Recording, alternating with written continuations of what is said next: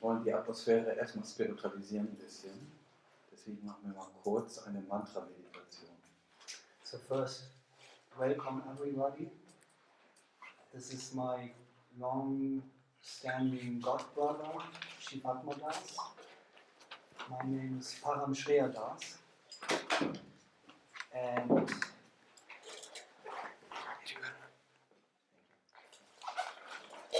we thought that before we start, that is our procedure since 23 years, we want to start with a small musical introduction, if you don't mind. Können dann alle mitmachen. Das ist, ihr habt 5 Hände, nicht? Einmal links und rechts. Und wenn ihr den Daumen, fangt bei dem Kleinen an. Ja.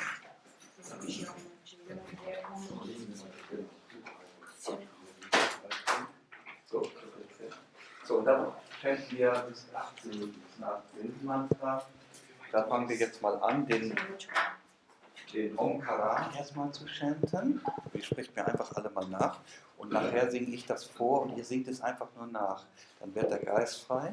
Wir schmeißen dann alles raus, also dann Bewusstsein, was dann vielleicht nicht rein soll. Und wir können uns voll auf das spirituelle, auf die spirituelle Planterstimmung konzentrieren. So he's chanting now an old Sanskrit mantra, and you can repeat after him. And this is a kind of meditation. So fangen wir. Sprecht mir einfach nach. Om. Om. Super, nochmal. Om. Dreimal.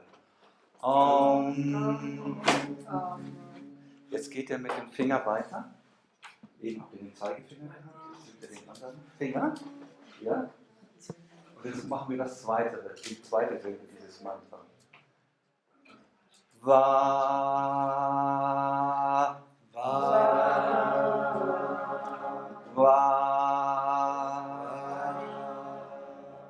va. Jetzt gehen wir auf den dritten, auf den Ringfinger. Und jetzt chanten wir die nächste Silbe. Jetzt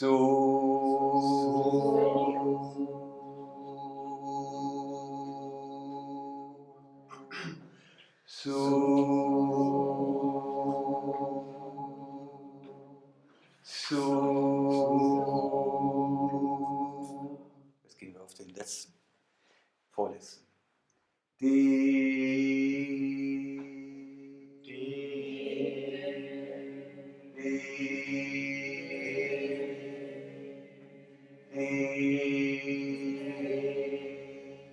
Und jetzt nochmal auf die Knöchel. Va, va, va. Und jetzt auf den anderen Knöchel. Ja, ja. Okay, super. Sehr gut gemacht. So, jetzt singen wir das vor und ihr versucht es, muss nicht perfekt sein. Soll ich es anschreiben? Ja, du kannst es nochmal anschreiben. Versucht es einfach nachzusingen. Ja? So I will write this old mantra on the board and you just try as best as you can. We want to sing it with you.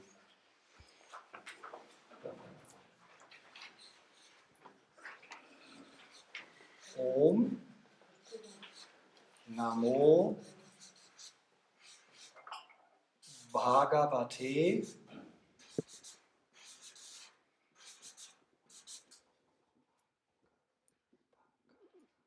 Vate